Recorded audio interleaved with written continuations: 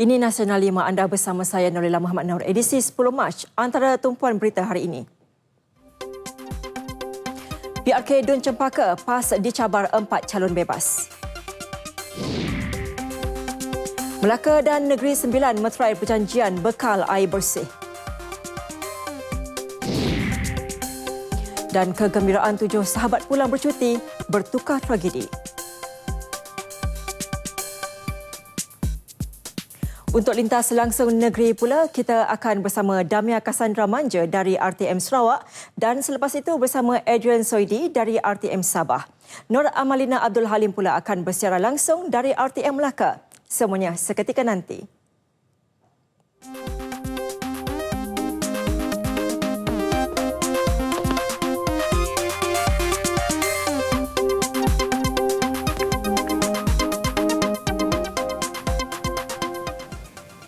Baiklah saudara, kami mulakan dengan laporan pertama ini. Pilihan raya kecil PRK Dewan Undangan Negeri Dun Cempaka pada 22 Mac ini menyaksikan pertandingan 5 penjuru antara calon PAS dan 4 calon bebas. Calon PAS iaitu Ketua Urusan Ulama PAS Dun Cempaka Ahmad Fatan Mahmud alias Muhammad 42 tahun akan dicabar 4 calon bebas. Mereka ialah bekas calon bebas PKR Dun Pekalan Kubur Izzat Bukhari Ismail Bukhari 48 tahun, bekas Naib Presiden Perkasa Kelantan Sharif Mahmud 59 tahun, yang di-Pertua Pertubuhan Keturunan Paduka Raja Cik Siti Wan Kembang Fazilah Husin 55 tahun dan Pesara Kementerian Kesihatan Aslah Mamat 64 tahun. Pengumuman dibuat Pegawai Pengurus Pilihan Raya Ibrahim Bakri Madris di Pusat Penamaan Calon Dewan Bitara MRSM Pengkalan Cepa pada 10.45 pagi tadi. PRK Dun Cempaka diadakan berikutan kematian penyandangnya Datuk Ni Abdul Aziz Nikmat akibat kanser prostat. Dun Cempaka mempunyai 21,890 pemilih berdaftar. Proses penamaan calon pagi tadi terkawal dengan 377 anggota polis termasuk 31 pegawai ditugaskan di pusat penamaan calon dan kawasan sekitarnya. Ketua Polis Kelantan, Datuk Mazlan Lazim berkata, anggotanya sudah berada di lokasi seawal jam 6.45 pagi bagi memastikan keadaan berjalan lancar. Berikutan terdapat 2 sekolah di sekitar pusat penamaan calon itu. Alhamdulillah, kita dapati bahawa parti-parti yang hendak menjadi calon tu semuanya datang dengan keadaan yang baik dan sempurna. Jadi pihak kita dapat mengawal dan tidak ada perkara-perkara yang tidak diingini berlaku ketika ini. Pihak polis turut menasihati calon bertanding agar mengikut garis panduan sepanjang berkempen. Persaingan 5 calon yang bertanding bagi PRKN 06 Cempaka mencatat sejarah paling ramai bertanding dalam pilihan raya kecil di Kelantan.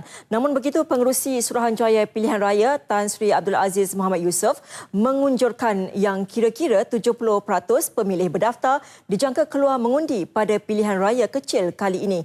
Jangkaan catatan penurunan peratusan itu berikutan parti besar dan utama tidak meletakkan calonnya untuk bertanding. Dalam pilihan raya umum ke-13 lalu, jumlah pengundi keluar mengundi di kawasan ini dicatat 85.9%. Bagaimanapun, beliau menggalakkan lebih ramai pemilih hadir pada hari mengundi dan tidak terpedaya dengan sebarang pengaruh daripada media sosial yang mengajak pengundi supaya tidak keluar menunaikan tanggungjawab. Sebab calon yang besar, parti yang besar yang biasa bertanding setiap pilihan raya di sini tidak bertanding. Jadi penyokong-penyokongnya besar juga. Jadi saya menjangkakan mungkinlah penyokong-penyokong ini mungkin tak keluar ke. Tapi saya galakkan sebagai pengundi di sini keluarlah kepada apa-apa calon yang ada. Suasana pada hari penamaan calon hari ini juga disifatkan Tan Sri Abdul Aziz berlangsung dalam suasana tenang dan harmoni tanpa sebarang gangguan dan provokasi daripada penyokong calon. Bendera parti juga tidak dipasang sebelum kempen bermula. Beliau memberitahu media selepas proses penamaan calon di Pengkalan Cepa. Dan berikut azam dan harapan ke-5 calon PRK Dun Cempaka. Saya akan meneruskan kerja-kerja yang telah pun dilaksanakan oleh almarhum dan juga akan memikirkan perancangan-perancangan yang lebih baik untuk Dun Cempaka. Apa yang ada di negeri Kelantan tak ada apa pun. Dari perkembangan, saya cakap terus teranglah, dari konteks Islam, dari konteks pembangunan, tak ada selama 25 tahun. Jika diberi peluang, kita boleh bantu rakyat Cempaka. Sebab selama ini rakyat Cempaka itu seolah-olah ketinggalan dengan retorik pas. Menyampaikan mesej. Jadi mesej tu dalam tajuk mari kita berpakat. Nak bukakan balik hati mereka dengan kunci yang saya bawa ni. Bagi mereka luahkan perasaan supaya apa yang mereka nak sebenarnya. Sebab sekarang ni parti ni tak betul, saya tak faham apa yang dikatakan tak betul. Sebenarnya mereka pun tak faham. Jadi kita cuba share dengan masyarakat, ya. Syarikat Air Melaka Berhad SAMB dan Syarikat Air Negeri Sembilan Sains hari ini menandatangani satu perjanjian kerjasama berkaitan bekalan air. Mengikut perjanjian, Melaka akan membekalkan air kepada Negeri Sembilan berdasarkan beberapa syarat. Majlis menandatangani perjanjian itu disaksikan Perdana Menteri Datuk Seri Najib Tun Razak, Ketua Menteri Melaka Datuk Seri Idris Harun dan Menteri Besar Negeri Sembilan Datuk Seri Muhammad Hassan di Putrajaya. Perjanjian ditandatangani bersama oleh Ketua Pegawai Eksekutif SAMB Datuk Insinyur Muhammad Khalid Nasir dan Pengarah Sains Wan Rasdi Wan Ismail. Antara intipati MOU tersebut ialah kuantiti maksima bekalan air oleh SAMB kepada Sains adalah 1.1 juta galon sehari. Selain itu, Melaka akan membekalkan air kepada 5,000 akaun pengguna di Tampin dan 100 akaun di Batang Melaka, Negeri Sembilan. Kadar yang dipersetujui ialah RM1.40 setiap meter padu. Tempoh bekalan air terawat itu bermula 1 Mac 2015 sehingga 1 Jun 2015. Selain itu, bekalan air terawat akan dibekalkan melalui loji gadek yang membekalkan air mentah daripada empangan jus. Pembekalan bergantung kepada arahan dan kelulusan Suruhanjaya Perkhidmatan Air Negara SPAN. Kedua-dua pihak bersetuju bahawa selain daripada terma dan syarat, dalam perjanjian tambahan terma dan syarat dalam perjanjian utama masih berkuat kuasa. Penyaluran bekalan air terawat di Tampin dan Batang Melaka Negeri Sembilan tanda semangat kebersamaan Kerajaan Negeri Melaka membantu menyelesaikan masalah bekalan air bersih di Negeri Sembilan.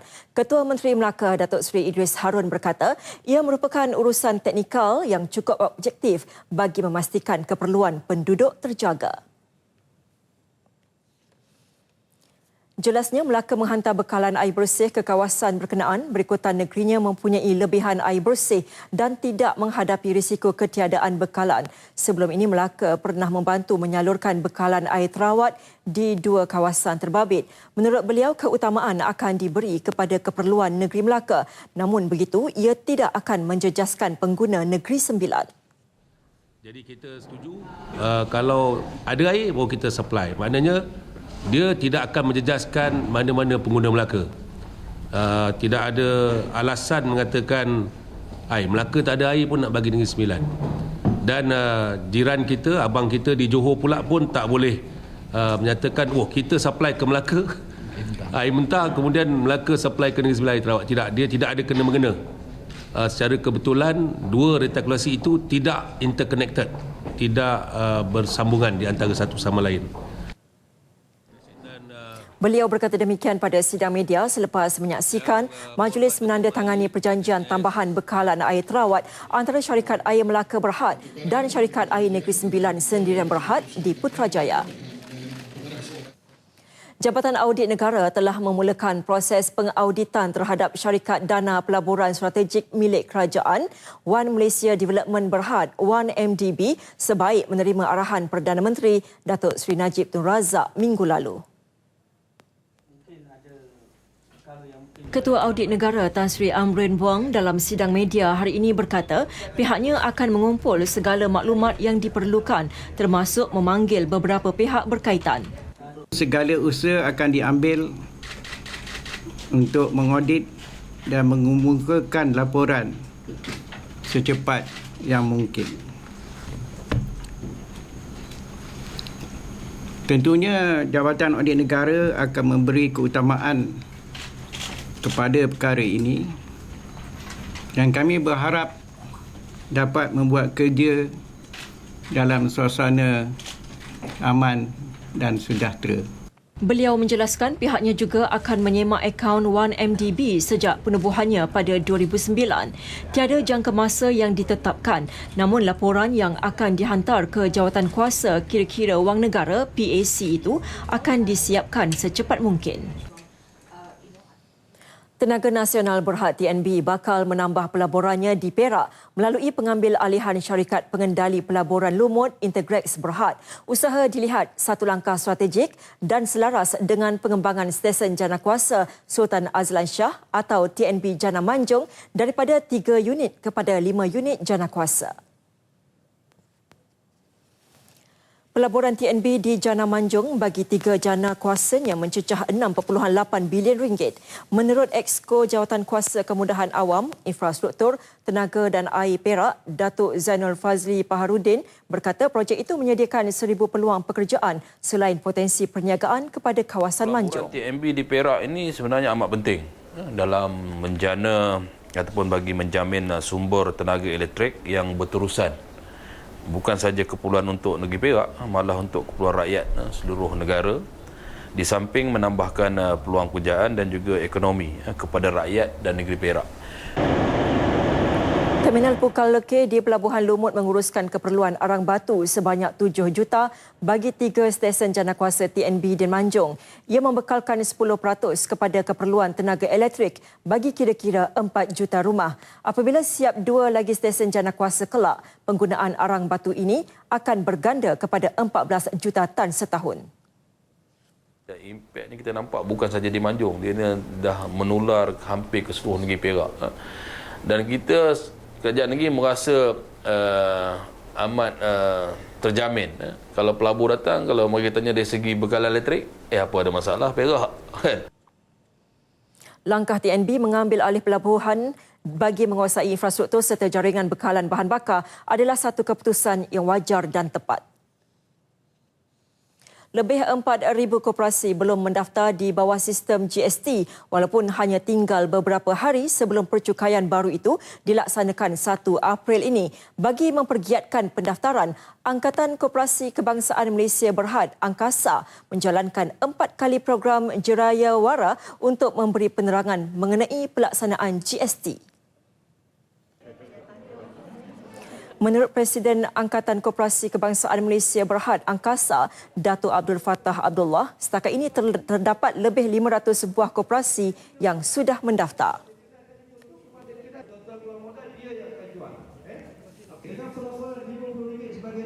Yang baki itu adalah merupakan koperasi-koperasi pengguna ni. Jadi koperasi pengguna ni dia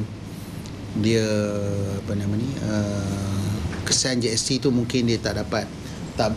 Dia tak rasa kesan yang besar kepada GST sebab dia buat banyak barang-barang yang diuruskan, banyak pengguna ni banyak barang-barang yang dikecualikan GST. Tapi dalam kita proses, sebab kita kena beritahu bahawa walaupun dia orang ni turnover dia tak sampai 500,000, tetapi kalau dia nak claim dia punya import tax lah, import tax dia kena daftar dengan GST.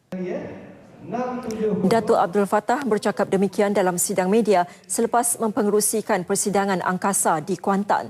Dalam pada itu, Angkasa masih lagi berharap agar kerajaan mempertimbangkan cadangan supaya kaki tangan kerajaan yang melakukan pemotongan gaji menerusi koperasi tidak dikenakan GST. Ini kerana jelas beliau jika dikenakan GST, ia dibimbangi akan memberi kesan kepada 2.3 juta kaki tangan kerajaan di bawah program Skim Biro Potongan Gaji Angkasa. Satu bungkusan tuala tertera logo MAS di pantai barat Australia mungkin petunjuk baru yang dapat merungkai misteri kehilangan pesawat MH370 bersama 239 penumpang dan anak kapal yang genap setahun Ahad lalu. Bungkusan tuala ini ditemukan sepasang suami isteri ketika berjalan di pantai Cervantes pada Julai tahun lalu. Penemuan itu sedang dianalisis untuk mengesahkan sekiranya ada kaitan dengan pesawat yang hilang pada 8 Mac tahun lalu. Menurut laporan 9 News, tuala kertas kecil itu berada dalam paket tertulis Malaysia Airlines. The Daily Telegraph melaporkan pakar percaya kemungkinan paket kecil seperti tuala itu bergerak jauh tanpa mengalami sebarang kerosakan.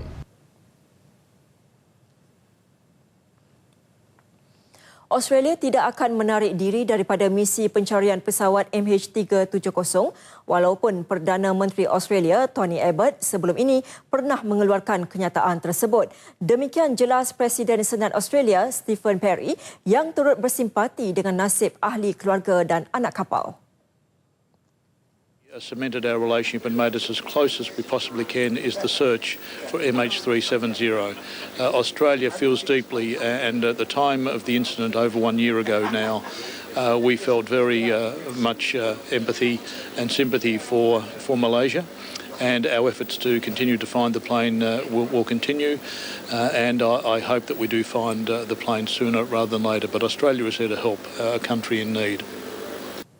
Stephen Parry menjelaskan kepada media selepas bertemu dengan Yang di-Pertua Dewan Negara Tan Sri Abu Zahar Ujang di bangunan Parlimen. Persidangan Dewan Rakyat bagi mesyuarat pertama penggal ketiga Parlimen ke-13 bermula hari ini. Yang di-Pertua Dewan Rakyat Tan Sri Pandika Amin Mulia memulakan sidang pagi tadi dengan menzahirkan ucapan takziah kepada seluruh ahli keluarga penumpang dan anak kapal pesawat MAS MH370. Sesungguhnya kemalangan pesawat MH370 merupakan tragedi yang menyayat hati dan menyentuh hati nurani seluruh rakyat Malaysia. Saya dan semua ahli-ahli Dewan Rakyat berharap agar sementara usaha-usaha pencarian pesawat diteruskan, semua waris penumpang dan anak kapal pesawat MAS MH370 sentiasa tabah dan cekal dalam menghadapi ujian yang dilalui dan menerima ketentuan ini. Kita berdoa, semoga Allah Subhanahu Wa Taala mencucuri rahmat ke atas roh-roh mereka dan ditempatkan di kalangan orang-orang yang saleh. Sebagai mengenang tragedi berkenaan dan tanda penghormatan, seluruh ahli Dewan membaca Al-Fatihah dan bertafakur selama seminit. Tindakan Jabatan Penjara menolak permohonan Datuk Seri Anwar Ibrahim untuk hadir pada Majlis Istiadat Pembukaan Parlimen ke-13 adalah berasaskan undang-undang. Ia tiada sebarang unsur politik atau mahu menjatuhkan mana-mana pihak. Yang Ketua Dewan Rakyat tolak itu sebab itu mengikut perlembagaan. Jadi saya rasa apa yang Ketua Dewan Rakyat buat tu memang mengikut perlembagaan lah. Dari segi perundangan, kita mesti hormati keputusan mahkamah. Dan dia sebagai yang telah dijatuhkan hukum, dia tak nak keluar mana-mana pun mesti mendapatkan arahan. Ada peraturan-peraturannya. Dan kerana dia sebagai itu tak boleh begitu. Kita tak boleh create presiden ya, yang bukan-bukan.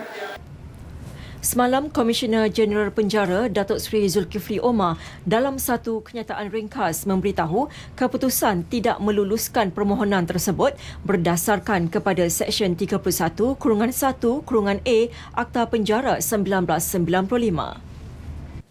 Rakyat Malaysia yang memandu dari Sabah ke Sarawak dan sebaliknya kini tidak perlu lagi mengecap pasport ketika melalui Brunei. Selain itu, banduan yang akan dipindahkan dari Sabah ke Sarawak dan sebaliknya juga tidak perlu melalui prosedur imigresen biasa semasa transit di Brunei.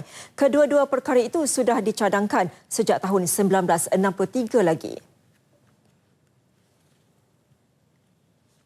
Sebelum ini, rakyat Malaysia yang memandu dari Sabah ke Sarawak perlu mengecap pasport sehingga 6 kali semasa melalui Brunei. Proses pemindahan banduan juga perlu melalui prosedur imigresen. Apabila ada bilateral antara Perdana Menteri dengan Tuan Kesultanan Brunei. Oleh kerana Brunei dan Malaysia merupakan rakan yang berbentuk tradisional, perkara ini telah dapat diselesaikan dengan baik. Datuk Seri Dr. Ahmad Zahid ditemui selepas menerima kunjungan hormat Pesuruhjaya Tinggi Brunei ke Malaysia, Datuk Seri Awang Muhammad Taha di Putrajaya. Dalam pertemuan itu, Datuk Seri Dr. Ahmad Zahid turut mempelawa Brunei untuk menyertai pameran kepolisan dan keselamatan GPEC Asia di Putrajaya Oktober ini. Kegembiraan 7 sahabat pulang setelah menjamu selera di Pulau Pinang bertukar tragedi apabila 2 daripada rakan mereka maut dalam satu kemalangan jalan raya kira-kira pukul 4.40 pagi tadi di Pekan Simpang 4 Kangkung, Alusta, Kedah. Kejadian berlaku kira-kira 4.40 pagi apabila van yang dipandu Adnan Muhammad Zaki, 21 tahun, gagal dikawal dan dirempuh sebuah lori trailer yang datang dari arah Alusta menuju ke Sungai Petani. Rempuhan kuat menyebabkan van terseret kira-kira 30 meter. Kesemua mangsa dikatakan baru pulang bercuti di Pulau Pinang dengan menyewa van terbabit. Mangsa yang maut ialah Muhammad Izwan Cik Azam, 18 tahun dan Muhammad Hanif Ramli, juga 18 tahun, maut. Kedua-duanya maut di tempat kejadian setelah tersepit di bahagian tempat duduk penumpang. Mayat dan kesemua mangsa yang cedera dikejarkan ke Hospital Sultanah Bahia Alusta untuk bedah siasat dan rawatan lanjut. Pemandu lori tidak mengalami sebarang kecederaan. Sementara itu, menurut Ketua Polis Daerah Kota Star, ACP Azaman Makjan mengesahkan kejadian dan pihaknya kini sedang menjalankan siasatan punca kejadian. Kes disiasat mengikut Seksyen 41-1 Akta Pengangkutan Jalan 1987 kerana memandu secara berbahaya hingga menyebabkan kematian. Sementara itu, di Hospital Sultanah Bahia HSB, suasana hiba menyelubungi perkarangan unit forensik apabila kedua-dua ibu bapa dan waris mangsa menunggu jenazah anak masing-masing untuk dituntut. Bagi Faridah Hashim dan Ramli Said, meskipun terkejut dengan kejadian yang menimpa anak mereka, Muhammad Hanif, namun reda dengan apa yang telah berlaku. SPM tak ada lagi SPM baru ni. Semua geng ni pun geng SPM lepas SPM. Oh, dia nak pergi mana? Kata mak Nur kata nak pergi makan dekat Penang, pergi makan-makan. Dah tengah hari tu saya dah minta tolong dia welding motor dia tolong buat semua dah. Tu lepas tu masa nak tolak pi ni dengan ni saya tak tahu lah. Cuma saya tahu kata depa nak pergi makan-makan lah itulah. Dia cuma dia nak keluar, kau kata kat dia ni maghrib ni dia. Betul keluar dah lepas maghrib. Lepas tu dia kata, tak apalah cik nak keluar. Dia kata nak pergi makan nasi kandang. Dia kata kat Penang dia kata. Lepas tu dia kata, nanti cik tak keluar dah. Dia kata gitulah. Sementara itu, salah seorang mangsa yang cedera, Muhammad Alif Hakimi Abdul Rahman, 18 tahun, berkata semasa kejadian beliau terlelap. Saya tidur, semua tidur. Semua? Tinggal driver seorang. Sedar-sedar tu? Sedar-sedar tu dah ada kat bawah jalan. 4 sekeluarga antara 10 orang yang diberkas polis selepas memecah masuk dan merompak sebuah kedai menjual telefon bimbit dan komputer di Kangar. Anggota keluarga itu membabitkan seorang bapa, seorang anak lelaki dan perempuan serta menantu lelaki. Menurut Timbalan Ketua Polis Perlis ACP Mat Zuki Mat Isa, kesemua mereka yang berumur antara 16 hingga 46 tahun diberkas di beberapa tempat termasuk di Kot Diang dan Alusta. Tangkapan dibuat ekoran aduan seorang peniaga bahawa kedainya di Taman Sri Tambun Jalan Padang Beho di Kangar dipecah masuk 10 Februari lepas. Dengan tangkapan itu, polis percaya kes membabitkan kehilangan 21 telefon bimbit dan 16 komputer riba berjaya diselesaikan. Dalam sidang media di Kangar, ACP Mat Zuki berkata kesemua 10 suspek ditahan reman hingga 16 Mac untuk membantu siasatan. Di kalangan mereka ni, 5 daripada tangkapan ni mempunyai rekod jenayah yang lampau, iaitu terlibat dalam kes-kes pecah rumah, kes kecurangan motosikal, kes penyalahgunaan dadah, memiliki motosikal curi dan seorangnya adalah merupakan tahanan di bawah Akta Pencegahan Jenayah. Beberapa barangan kes turut dirampas termasuk 8 komputer riba, 11 telefon bimbit bernilai RM16,000 dan pelbagai peralatan yang digunakan suspek. Turut dirampas sebuah kereta Pro 2 Viva. Menyewa rumah dalam kawasan kampung yang jauh daripada orang awam. Itu taktik digunakan kumpulan pendatang tanpa izin parti bagi mengelak daripada dicekup pihak berkuasa. Bagaimanapun, helah itu berjaya dibongkar Jabatan Imigresen Negeri Kedah yang bertindak menyerbu rumah sewa mereka di Padang Sera, Jitra awal pagi tadi. Ketika serbuan pada jam 3 pagi itu, kesemua parti sedang tidur. Setelah pintu diketuk berkali-kali dan tiada jawapan, pihak berkuasa terpaksa bertindak memecahkan pintu rumah terbabit. Hasil pemeriksaan, terdapat 7 lelaki warga Bangladesh berada dalam rumah. Pengarah Imigresen Kedah, Muhammad Yusri Hashim berkata, dalam op sapu yang dijalankan pihaknya awal pagi tadi, beberapa buah rumah yang didiami oleh warga asing telah diperiksa. Pemeriksaan ke atas 55 orang warga negara asing juga telah dibuat. Hasilnya, seramai 6 orang parti warga negara Bangladesh dan seorang warga negara Myanmar ditahan. Kesemua mereka didapati melakukan kesalahan di bawah Seksyen 6/1/C dan Seksyen 15/1/C Akta Imigresen 1959 Palang 63 Pindaan 2002 kerana tiada pas yang sah dan tinggal lebih masa. Mereka ditahan di lokap Jabatan Imigresen Kedah di Kompleks Kementerian Dalam Negeri KDN Al-Rusta untuk siasatan lanjut sebelum dihantar ke Depo Imigresen Belantik DC. Jumlah kebakaran khususnya di kawasan hutan belukar dan tanah gambut dikuatiri meningkat ekoran fenomena cuaca panas sejak awal Februari lepas. Dan berikutan itu, Jabatan Bomba dan Penyelamat JBPM mempertingkat pemantauan bagi memastikan aktiviti pembakaran terbuka dapat dikawal sepanjang fenomena itu yang dijangka berterusan hingga September. Timbalan Ketua Pengarah Operasi JBPM, Datuk Sulaiman Jahid, meminta pengusaha ladang, pekebun dan petani mendapatkan kebenaran pihak berkuasa untuk melakukan aktiviti pembakaran terbuka di kawasan ladang dan kebun masing-masing. Menyeru kepada semua masyarakat dan rakyat Malaysia supaya bersama-sama daripada membuat pembakaran terbuka, membuat pembakaran bagi tujuan pembersihan ladang dan sebagainya. Dan sekiranya mereka yang ingin berbuat demikian perlu mendapatkan kebenaran ataupun mendapatkan pemantauan daripada Jabatan Bomba bagi memastikan segala aktiviti pembakaran ini dapat dikawal dan mengelakkan kemerobakan yang lebih besar lagi lah. Beliau ditemui selepas menghadiri Majlis Anugerah Perkhidmatan Cemerlang dan penyampaian sijil serta cenderahati kepada pegawai-pegawai bersara di Ibu Pejabat Bomba dan Penyelamat Kangar, Pulai, Johor Bahru.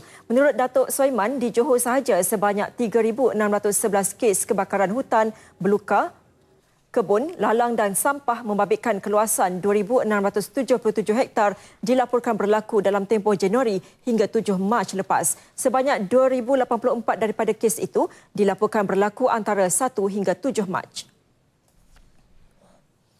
Majlis Perbandaran Seremban MPS mewujudkan 4 unit khas dikenali sebagai Ranger sejak bulan lalu. Fungsinya menerima aduan awam dan bertindak serta-merta mengatasi masalah masyarakat sekitar Seremban. 4 unit khas itu ialah Ranger Taman, Ranger Jalan, Ranger Bandar serta Ranger Denggi. Esko Kesejahteraan Bandar, Perumahan dan Kerajaan Tempatan Negeri Sembilan, Datuk Jalaluddin Alias berkata, setiap ranger akan memastikan tahap kebersihan taman terpelihara, mengelak penularan wabak denggi, memastikan penyelenggaraan jalan serta memastikan keselamatan bandar terjamin. Setiap unit ini mempunyai petugas-petugas yang telah diletakkan sebagai yang bertanggungjawab untuk unit. Maknanya dari segi gerakan kerja, SOP-nya mempunyai SOP tertentu. Dan kenderaan uniform adalah totally berlainan dengan uniform yang sebelumnya. Maknanya this is the special unit under MPS yang akan menjalankan tugas-tugas yang telah kita gariskan. Buat masa ini sebagai permulaan, satu unit kita ada berdasarkan kepada kawasan. Maknanya satu unit lebih kurang 6 ke 7 orang untuk satu unit task force. Datuk Jalaluddin ditemui media selepas melancarkan ke-4 Ranger di Seremban.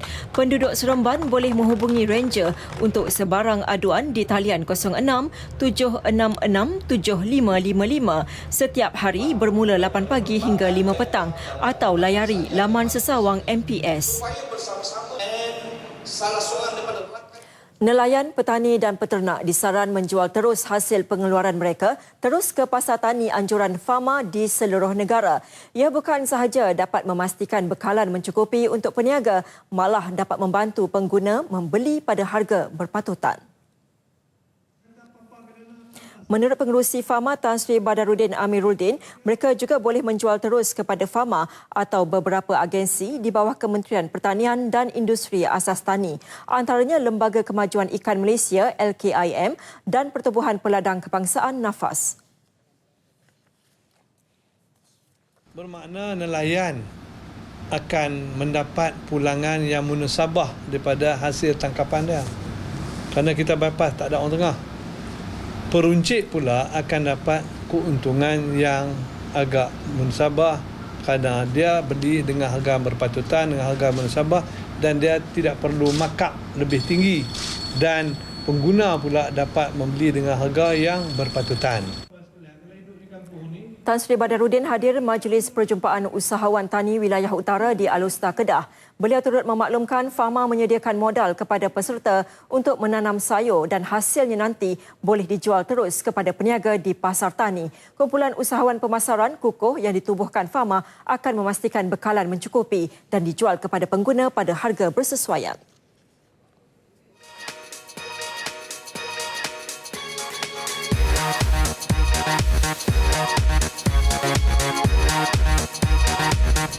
Sidang Dewan Rakyat diputuskan dan saya minta yang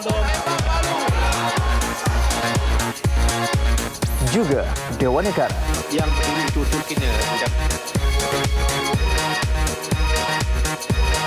Laporan menyeluruh. Penggal ketiga Parlimen ke-13.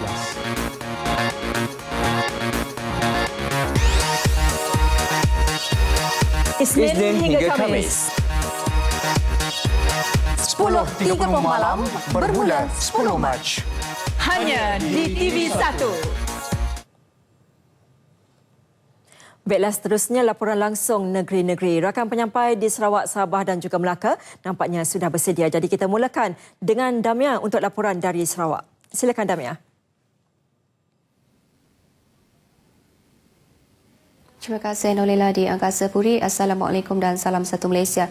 Sebuah lagi kompleks Islam akan dibina di negeri ini iaitu di Bandar Sri Aman. Ini menjadikan ia kompleks Islam keempat di Sarawak selain di Kuching, Sibu dan Miri.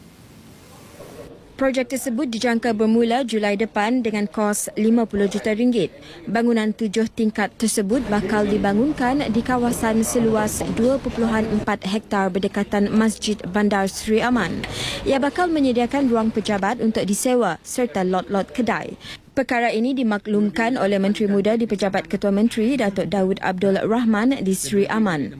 Katanya majlis perletakan batu asas projek itu akan diadakan pada 29 Mac ini oleh Yang di-Pertua Negeri Sarawak Tun Pehin Sri Abdul Taib Mahmud. Kalau di sini ialah kompleks Islam yang keempat. Kemungkinan kita akan lihat saya lihat ada potensi yang baik ialah untuk di Bintulu. Ianya mungkin menjadi keutamaan kita. Kalau siap kompleks Islam di Sri Aman, kita mungkin akan pergi di Bintulu.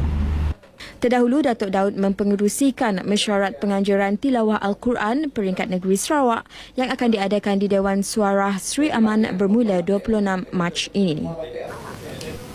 Bukan sahaja membanteras jenayah, polis daerah Kuching turut bersama-sama membantu penduduk di Tebuan Jaya Kuching membasmi wabak denggi melalui program komunitinya. Polis daerah Kuching ACP Roslan B. Ahmad, walaupun kawasan itu merekodkan hanya 5 kes denggi, namun usaha harus dilakukan bagi memastikan denggi terus dihapuskan. Ini termasuk memantau pendatang asing yang turut menyumbang kepadatan penduduk serta kebersihan di kawasan itu. Kita masih belum dapat apa maklumat tentang bahawa wabak ini dibawa oleh pihak luar. Tetapi yang pasti kita telah beritahu bahawa nyamuk Aedes ini, penyakit demam denggi ini dibawa oleh nyamuk Aedes. The carrier is the nyamuk Aedes. Jadi kita faktor seperti mana wabak-wabak penyakit lain, contoh batuk kering dan sebagainya, yang mana kita tahu pasti bahawa pengedarnya adalah manusia. Jadi kita belum dapat maklumat lagi lah. ACP Roslan memberitahu media semasa program bersama komuniti di Tebun Jaya hari ini. Pemimpin masyarakat tempatan, Temenggung Lu Kim Yong pula memberitahu aktiviti komuniti bersama polis satu pendekatan yang baik. To keep inform our residents here that we have to be very serious on jointly combat with this dengue to make sure that Kuching become, especially here, become the dengue free area lah. Sementara itu, lebih 200 orang terlibat dalam program gotong royong itu bagi membersihkan kawasan yang dihuni lebih 40,000 penduduk itu. Kerajaan akan terus menyokong pertubuhan bukan kerajaan NGO bagi membolehkan mereka terus menyumbang kepada negara. Menteri Kebajikan, Wanita dan Pembangunan Keluarga Datuk Fatimah Abdullah berkata, sebagai rakan strategik kerajaan, NGO dapat memastikan dasar dan program dapat dilaksanakan bagi kesejahteraan rakyat. Ini ditambah dengan kesungguhan mereka melaksanakan pelbagai program sukarela yang pastinya dapat menyokong jabatan serta agensi kerajaan. Katanya ini termasuk usaha mereka membantu golongan ibu tunggal di negeri ini. Datuk Fatimah berucap pada bengkel pemerkasaan NGO wanita yang disertai oleh pelbagai pertubuhan di seluruh negeri di Kuching. Sehingga kini terdapat 78 buah NGO di negeri ini yang berdaftar di bawah Kementerian Kebajikan, Wanita dan Pembangunan Keluarga.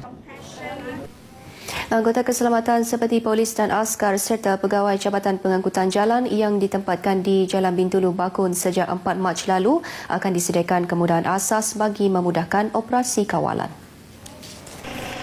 Setiausaha Kerajaan Negeri Sarawak Tan Sri Dato' Amar Muhammad Mosyidi Abdul Ghani yang mengadakan tinjauan melalui udara di Jalan Bintulu Bakun memberitahu kemudahan itu akan disediakan dalam tempoh terdekat.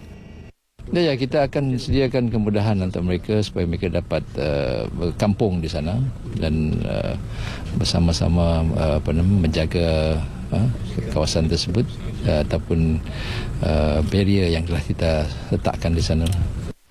Sebelum itu, petugas-petugas berkenaan tidak disediakan dengan apa-apa kemudahan walaupun tempat berteduh. Jalan yang sering dilalui lori balak lebih muatan itu telah mendapat perhatian kerajaan negeri. Walaupun telah dibina palang menghalang besi di jalan berkenaan, tetapi telah dirobohkan oleh mereka yang tidak bertanggungjawab. Kuching akan menjadi tuan rumah bagi sambutan Hari Pekerja Peringkat Kebangsaan pada 1 Mei nanti di Pusat Konvensyen Borneo Kuching, Sarawak. Pengurus Besar Kanan Bahagian Khidmat Pengurusan Pertubuhan Keselamatan Sosial Perkeso, Datin Azhar Laili Abdul Rahman berkata, sambutan tahun ini akan menggabungkan sektor awam dan swasta.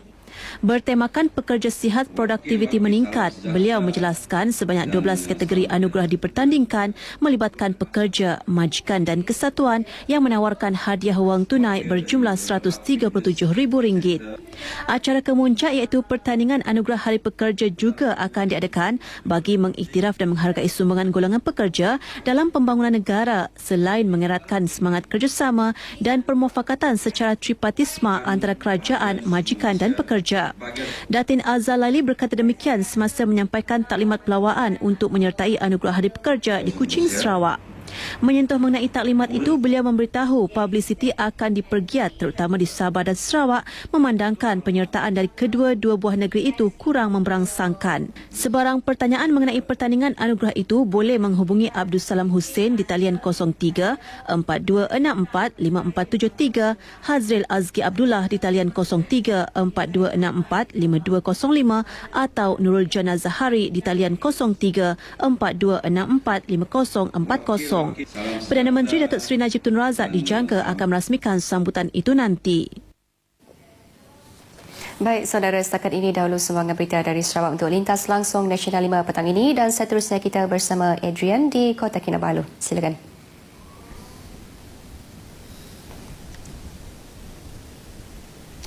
Terima kasih Damia Cassandra di Sarawak. Salam sejahtera dan salam satu Malaysia.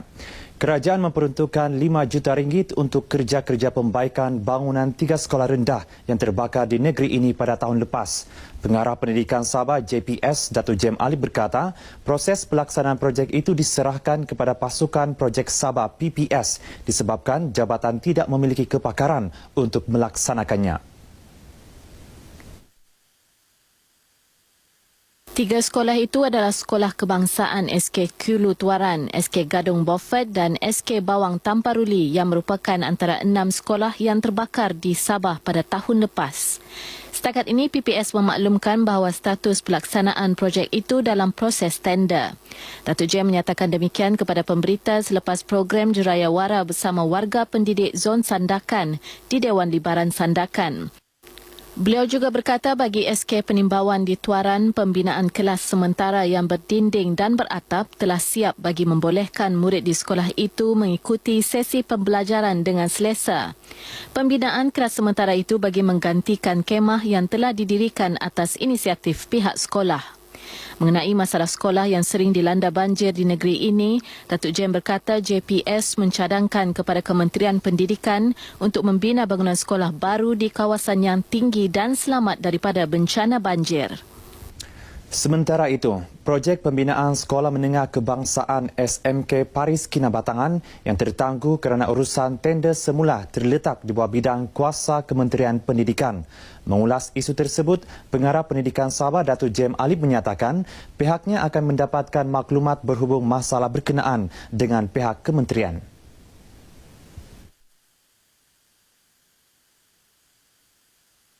Hanya pihak kementerian saja yang boleh menjelaskanlah. Sebab kita tidak maklumat jabatan. Sebab sekolah-sekolah yang menengah yang berjuta-juta ini adalah di bawah semua urusan tender itu di bawah Kementerian Pendidikan Malaysia bagian pembangunan, bukan di negeri Sabah. PPD kuasa dia hanya 500,000 saja. Datuk Jem menjelaskan demikian sebagai mengulas isu dibangkit ahli Dewan Undangan Negeri Sukau Datuk Sadi Haji Abdul Rahman berhubung masalah tender tersebut sehingga menyebabkan projek pembinaan sekolah berkenaan tertangguh. Sebelum ini, ketika melakukan lawatan ke sekolah berkenaan, Datuk Sadi menyatakan pembinaan SMK Paris seharusnya dipercepat demi kebajikan warga sekolah, terutama para pelajar. Ini kerana mereka berhak menikmati proses pembelajaran dalam persekitaran yang kondusif. Kemudahan sekolah ini sudah sekian lama. Kalau kemudahan sekolah ini dapat kita lakukan lebih awal daripada yang ada hari ini, sudah tentu lebih ramai pelajar yang terdapat kita lahirkan, pelajar-pelajar cemerlang yang kita lahirkan. Sebab perbezaannya sekolah yang ada sekarang ini dengan sekolah menengah baru memang ada perbezaan dari segi struktur prasarananya. Datuk Sadi menyatakan demikian kepada pemberita RTM. Beliau turut menyampaikan bantuan beg dan pakaian seragam sekolah kepada 500 pelajar SMK Paris dan SK Paris. Perkembangan perbicaraan 30 tertuduh berhubung kes pencerobohan Lahad Datu 2 tahun lepas. Mahkamah Tinggi Kota Kinabalu diberitahu Tentera Laut Diraja Malaysia TLDM berjaya menahan tertuduh Ismail Haji Yassin di kawasan perairan 2.5 Batu Nautika, Tanjung Labian kerana dipercayai terlibat dengan insiden pencerobohan Lahad Datu pada 12 Mac 2013.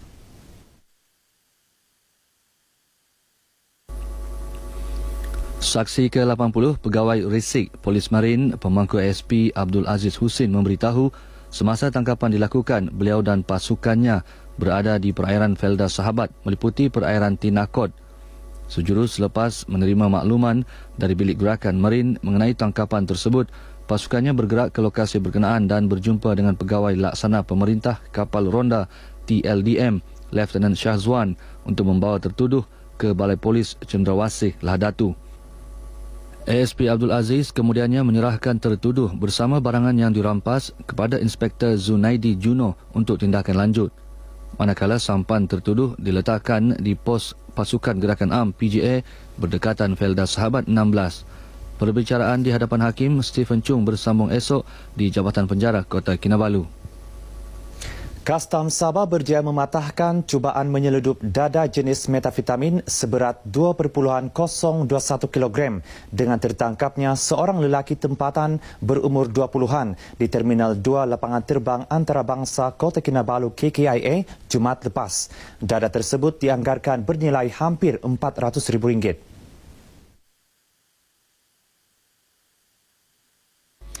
Pengarah Kastam Sabah Datuk Dr. Jonathan Kandok berkata suspek ditahan anggota cawangan pemeriksaan penumpang Terminal 2 dengan kerjasama cawangan narkotik Sabah sejurus tiba dari Semenanjung Malaysia kira-kira pukul 10 pagi. Kerana mencurigakan dia punya bagasi, bagnya itu di scan dan nampak satu image yang mencurigakan, dan selepas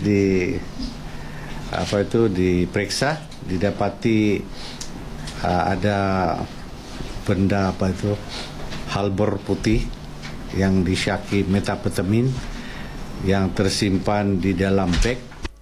Dalam sidang media di Kota Kinabalu, Datuk Dr. Jonathan berkata pihaknya masih menyiasat sama ada lelaki tersebut mempunyai kaitan dengan sebarang sindiket penyeludupan dada di negeri ini.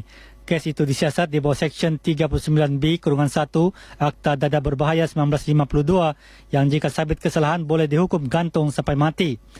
Sejak 2012 sehingga Mac tahun ini, sebanyak 17 kes penyeludupan dada direkodkan di Sabah membabitkan nilai rampasan sebanyak RM13.224,000. Dalam tempoh tersebut, sebanyak 20 orang telah ditahan, membabitkan 11 warga negara Malaysia dan 9 warga negara asing. Sekian berita dari Sabah petang ini. Teruskan dengan rakan penyampai Nur Amalina di Melaka. Silakan. Terima kasih rakan penyampai di RTM Sabah. Saya Nur Amalina Abdul Halim langsung dari studio mini berita RTM Melaka. Don't Mess with Melaka, satu kempen kebersihan yang diperkenalkan Ketua Menteri Melaka, Datuk Seri Idris Harun dalam usaha menjadikan Melaka sebagai sebuah negeri bersih dalam pelbagai aspek. Bersih yang dimaksudkan bukan sekadar kebersihan persekitaran, malah mewujudkan masyarakat berjiwa bersih selain bebas jenayah. Slogan Don't Mess with Melaka mungkin berbunyi agak kasar, tetapi jika diamati mesejnya sangat jelas dan serius dalam memastikan kebersihan negeri Melaka. Selain penduduk tempatan, mesej turut disampaikan kepada pelancong yang berkunjung ke Melaka. Ketua Menteri Datuk Seri Idris Harun berkata, kempen Don't Mess with Melaka yang diilhamkan daripada kempen Don't Mess with Texas di Texas, Amerika Syarikat adalah salah satu agenda ke arah Melaka Maju fasa kedua, iaitu mengubah mentaliti rakyat Melaka ke arah minda rakyat kelas pertama.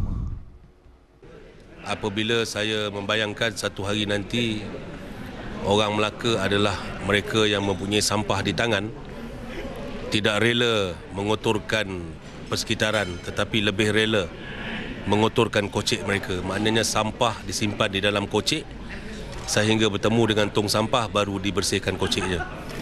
Dan begitu juga orang Melaka adalah mereka yang akan memulangkan kembali barangan yang tercicir ataupun barang-barang yang mereka jumpai kepada pemilik asalnya. Jadi ini adalah suatu gambaran yang cukup besar, senario yang cukup besar dari segi struktur dan gaya kerjanya ke arah perubahan budaya orang Melaka. Jelas beliau, kempen dilancarkan selepas kerajaan negeri menerima laporan tahap kebersihan persekitaran di Melaka merosot daripada 81% kepada 76.9%. Selepas diperkenalkan pada Mei tahun lalu, kini kempen Don't Mess with Melaka mula menampakkan kesan positif dan orang ramai yang ditemui turut mengakuinya. Kempen ni sangat-sangat berjaya, dapat banyaklah perubahan berlaku. Sampah pun makin berkurang. Memang tak ada lah, memang tak ada sampah pun dekat persekitaran ni. Memang buang pun kat dalam tong sampah. Sangat berbeza. Sangat kagum dengan rakyat dekat Melaka, sangat menjaga kebersihan dan tidak membuang sampah merata-rata. Kan? Jadi apa yang Hormat Ketua Menteri yang sekarang ni, Datuk Seri Haji Idris Harun buat kempen untuk Don't Mess Melaka ni, memang nampak macam ni kan. Dan awak boleh nampak sampah-sampah ni memang kurang, memang 90% berjaya kan. Dan banyak pelancong yang luar daripada Malaysia, yang dalam Malaysia memang beri kepujian Melaka ni memang bersih.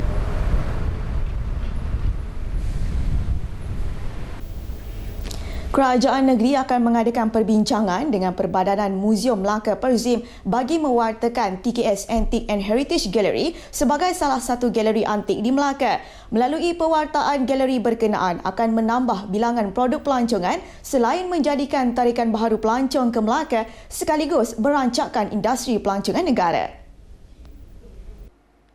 Timbalan Exco Pelancongan Pembangunan Pantai, Sungai dan Pulau-Pulau Negeri Datuk Ghazali Muhammad berkata, galeri berkenaan yang terletak di Batu 12 Tehil mempunyai pelbagai barangan dan nilai sejarah yang tinggi. Galeri yang dibuka kepada umum sejak awal bulan Februari lalu menempatkan lebih 2,000 barangan dan artifak termasuk dari dua dinasti iaitu dinasti Han dan Qing yang berusia lebih 2,000 tahun. Dan kita harapkan galeri ini akan kita wartakan di dalam salah satu galeri ataupun muzium secara mengumpulkan artifak-artifak lama di negeri Melaka. Kalau sekarang kita ada berpuluh galeri ataupun muzium, ini salah satunya lah yang kita akan pastikan kita masukkan dalam senarai tempat yang wajar dimaklumkan kepada pelawat-pelawat untuk ziarah di sini. Jelasnya, dengan adanya galeri berkenaan, dijangka dapat menarik lebih ramai pelancong dari negara China ke Melaka untuk melihat barangan yang tiada di tempat mereka tetapi berasal dari sana. Antaranya jade, tembikar, kamar antik, lukisan dan pelbagai barangan antik lain. Bayaran masuk dikenakan RM25 untuk dewasa dan RM15 untuk kanak-kanak bagi menampung kos penyelenggaraan. 27 atlet Paralimpiad yang berjaya membawa pulang 11 pingat emas, 13 perak dan 12 gangsa pada kejohanan Sukan Paralimpiad di Perlis tahun lalu menerima imbuhan masing-masing. Kesemua mereka menerima insentif keseluruhan bernilai RM41,600. Atlet renang yang mendapat pingat emas menerima insentif RM5,000 dan perak RM400. Atlet powerlifting pula menerima insentif RM2,000, pingat emas, RM1,000 pingat perak dan RM500 untuk pingat gangsa. Pingat emas atlet olahraga menerima RM4,000, perak RM1,000, gangsa RM500. Insentif RM2,000 bagi atlet badminton yang mendapat pingat emas, perak RM1,000 dan gangsa RM800. Sebab banyak yang saya pergi dekat Paralimpiad ni kurang bukan kurang jarang saya dapat 2 pingat emas ni, biasa 1, yang lain semua perak. Jadi yang dekat Perlis ni saya buat dengan penuh komitmen lah. Penuh komitmen dengan banyak yang fokus lah. Rasa bangga lah diri mengharumkan nama Melaka lah. Kalau boleh satu hari nanti saya nak dapatkan wakil negara lah. Kalau izin Allah. Dengan ayah saya support sampai sekarang 15 tahun dia support dengan saya, dia suruh lari lagi. Saya lagi qualify untuk Sukan SEA Singapura untuk Paralimpiad juga. Penyampaian insentif disempurnakan Exco Kesihatan dan Pembangunan Sukan Negeri Datuk Abdul Rahman Abdul Karim di Aikroh. Sekian lintas langsung berita dari Melaka Bandaraya Bersejarah. Kembali ke Angkasa Puri bersama rakan penyampai untuk berita selanjutnya. Baik, terima kasih Amelina dan juga rakan-rakan dari Sabah dan juga Sarawak itu tadi. Dan kita ke berita seterusnya. Pelbagai teknologi diperkenal untuk menambah jumlah hasil tangkapan ikan. Namun cara tradisional masih lagi terus bertahan, malah terbukti mampu memperoleh hasil yang memuaskan. Antaranya penggunaan unjang tradisional yang sebahagian besar diguna nelayan di Pantai Timur. Wartawan Nur Yusof menyingkap kehidupan seorang pencari daun unjang di Kuala Besut, Terengganu. Johari Saleh, 55 tahun yang menetap di Kampung Gomedang, Besut sudah 18 tahun, membekalkan daun unjang kepada pengusaha bot di Terengganu. Tanah beris dan pai lembap serta hutan pai bakau yang terdapat di sekitar pantai ini memudahkan Johari memperoleh bekalan. Pemilik tanah pula tidak ada masalah membenarkannya mengambil daun unjang di sini kerana mereka tidak perlu mengeluarkan belanja untuk membersihkan kawasan tanah.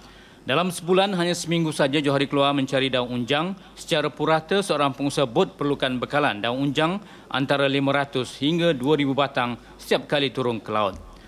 Selain daun unjang, Johari turut membekalkan buluh pada harga RM8 sebatang. Unjang tradisional merupakan ikatan daun-daun seperti daun kelapa, daun teja, daun coreng atap dan daun gelang pada sebatang buluh yang diletakkan dalam guni pasir sebelum diletakkan ke dasar laut. Daun-daun tersebut mampu menarik ikan dan sumber laut berlindung dan berteduh di sekelilingnya. Ni. Apa panggil? Ni pun kena cari atak. Ni cari atak ni macam-macam jenis ikan lah. Masuk ya. Lepas dia Tuhan lama. Mana sebulan tu tak rosak lagi lah dalam laut dia ni. Sebulan dia? Sebulan. Orang lain ni tak sampai sebulan rosak dalam laut. Dia jadi hancur habisnya. Muka dalam laut ni dia air derah. Dia lama-lama dia jadi hancur lah. Tinggal bata saja lah. Macam daun ni dia kerah. Dia Tuhan lama sikit. Bagaimanapun kesan pembangunan yang pesat antaranya pembangunan kampus cawangan Universiti Sultan Zainal Abidin, UNIZA dan Taman Ilmu di sini menyebabkan kawasan pencarian daun unjang semakin terhad. Payah sikit lah. Tapi ada lagi. Tapi lagu kena ngutik. Macam dulu saya pergi setepak lah. Macam pergi setepak tu kira cukup situ lah. Kalau tu kira dah 500,000 pun cukup situ lah. Pasal ni kalau tu kena banyak tempat jalan lah. Cari tempat lah. Menurut seorang pengusaha bot kelas C di Kuala Besut, Johari Ghazali, unjang tradisional lebih murah dan berkesan berbanding tukun atau bungkah konkrit. Kos dia pun tak tinggi.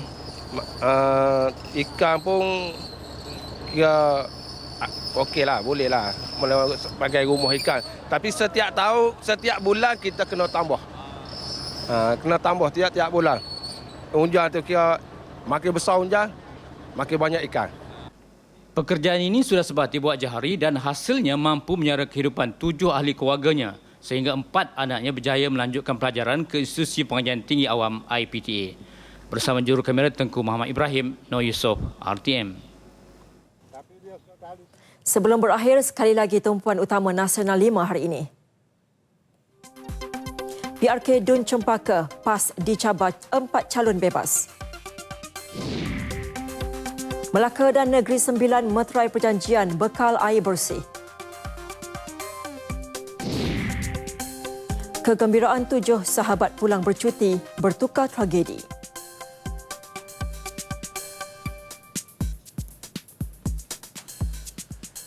Baiklah saudara, sekian Nasional 5 edisi 10 Mac 2015. Laporan cuaca menyusul selepas ini bersama dengan Nur Adira. Dengan itu, Assalamualaikum dan salam satu Malaysia.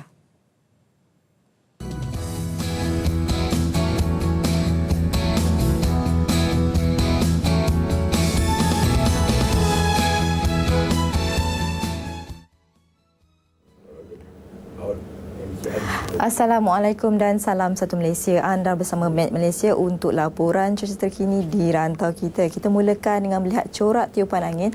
Pada ketika ini corak tiupan angin bertiup dari arah timur laut dengan agak kencang sekitar 30 hingga 40 km sejam di semenanjung Malaysia. Begitu juga negeri Sabah dan juga Sarawak. Dan dalam masa yang sama juga Met Malaysia telah mengeluarkan amaran laut peringkat pertama di perairan Tertera, Kondo, Reef North dan juga Labuan untuk kategori perkapalan serta di perairan Sarawak serta Kudat dan pedalaman untuk perairan Malaysia di mana ombak boleh mencapai sehingga 3.5 meter dan kelancaran angin boleh mencapai sehingga 50 km sejam. Dan kerana ini adalah berbahaya untuk semua aktiviti bot-bot kecil, sukan laut maupun rekreasi laut. Dan amaran ini juga dijangka berterusan sehingga Jumaat ini 13 Mac. Untuk paparan satelit pula dapat kita perhatikan di sini di semenanjung Malaysia tiada kelompok awan aktif maupun kelompok awan tebal di semenanjung Malaysia. Begitu juga di Sabah dan juga di negeri Sarawak kecuali kelompok awan tebal sedang meliputi di bahagian Kuching. Untuk paparan satelit pula cuaca pada ketika ini menunjukkan di kebanyakan negeri pada ketika ini adalah dalam keadaan cuaca cerah dan dijangkakan berterusan sehingga lewat petang ini. Namun begitu hujan masih lagi tertumpu di beberapa buah daerah iaitu di Selama dan Kuala Kangsar, Perak, daerah Sepang, Selangor, daerah Batu Pahat, Kota Tinggi dan juga Johor Bahru di mana keadaan ini dijangkakan boleh berterusan sehingga awal malam nanti. Untuk negeri Sabah pula di kebanyakan bahagian pada ketika ini adalah dalam keadaan tidak hujan, begitu juga dengan wilayah Persekutuan Labuan. Bagi negeri Sarawak pula jika diperhatikan di sini pada ketika ini hujan bersetribut petir lebih banyak tertumpu di bahagian Limbang, Kuching, Betong dan juga Sarike di mana hujan bersetribut petir ini dijangkakan boleh berterusan sehingga awal malam ini. Bagi anda yang ingin merancang aktiviti pada esok hari, apa kata kita saksikan terlebih dahulu tinjauan cuaca bagi bandar-bandar utama seluruh Malaysia.